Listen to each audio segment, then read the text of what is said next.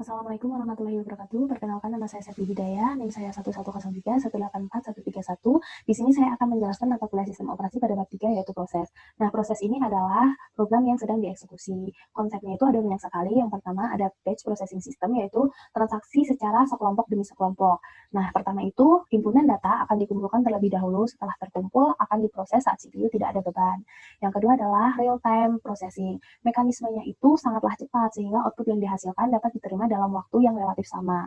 Yang ketiga ada timeshare system, yaitu perkembangan waktu proses CPU semakin cepat, tetapi alat input-outputnya itu tidak dapat mengimbangi kecepatan dari si CPU ini. Makanya kecepatan dari si CPU ini dapat digunakan secara efisien dengan melayani beberapa alat input-output secara bergantian. Prosesnya itu beberapa terminal dihubungkan secara seri ke sebuah komputer host. Kemudian komputer host tersebut akan menangani tugas seperti perhitungan, pencarian, dan lain-lain. Yang keempat adalah multi-programming system. Itu adalah menjalankan beberapa program di memori pada satu waktu. Contohnya ada program ABC. Nah, dari program ABC tersebut akan diiriskan satu persatu sehingga dapat dikombinasikan dan dijalankan dalam satu waktu. Yang kelima adalah multiprocessing. Nah, penggunaan dua atau lebih central processing unit dalam satu sistem komputer yang membagi akses secara penuh kepada common RAM. Nah, kita juga akan mempelajari operasi-operasi pada proses. Ada 8. Yang pertama, pembentukan proses. Prosesnya ini dibuat melalui sistem call create process yang membentuk proses dilakukan oleh proses induk. Nah, yang dibentuk itu adalah proses turunan. Selanjutnya, proses turunan tersebut akan membuat proses control block baru. Nah, hingga semua proses ini pada akhirnya membentuk pohon proses. Proses tersebut akan memperoleh sumber daya langsung dari sistem operasinya.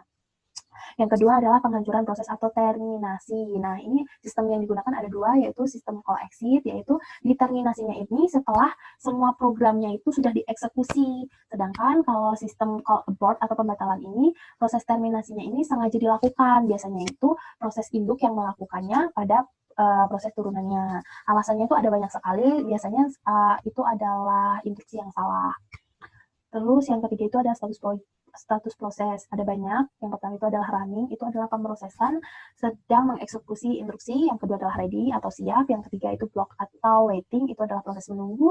Yang keempat ada new, itu proses baru yang baru saja dibuat. Yang terakhir adalah terminate atau proses telah selesai dieksekusi.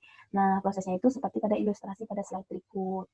Selanjutnya ada proses control block atau PCB. Itu isinya ada banyak, yaitu ada yang pertama status proses, itu meliputi status new, ready, running, waiting, terminate seperti yang udah saya jelaskan tadi. Yang kedua adalah program counter, suatu register yang berisi alamat berikutnya.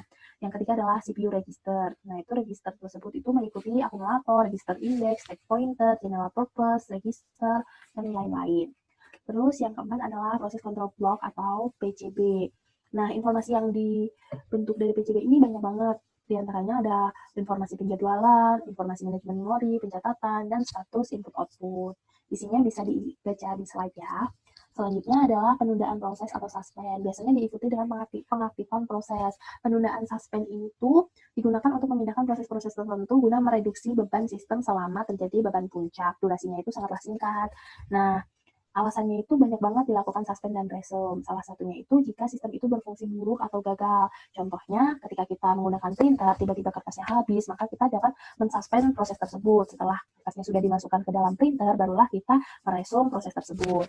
Dan selain itu, alasan yang lain adalah pemakaian yang ragu mengenai hasil prosesnya. Terus yang ketujuh adalah interprocess communication atau IPC. Nah, sistem yang digunakan itu ada dua, yaitu shared memory. Adalah sistem mengatur proses mana yang akan memakai memori pada waktu tertentu. Yang satunya adalah proses message passing, yaitu proses komunikasi antar bagian sistem untuk membagi variabel yang dibutuhkan.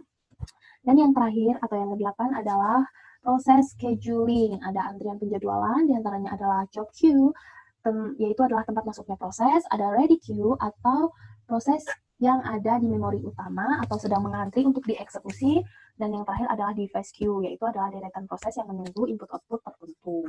Nah, proses scheduling ini ada dua penjadwalan. Yang pertama adalah short-term schedule dan long-term schedule. Perbedaannya itu kalau yang short itu dia terjadinya tuh sangat sering, biasanya tuh dalam milidetik. Sedangkan kalau long-term itu terjadinya sangat jarang, biasanya dalam detik atau menit. Nah, akibatnya apa? Kalau yang short itu proses dijadwalkannya itu lebih cepat dibandingkan dengan yang long term gitu. Nah, sekian penjelasan dari saya. Kurang lebihnya mohon maaf. Wassalamualaikum warahmatullahi wabarakatuh.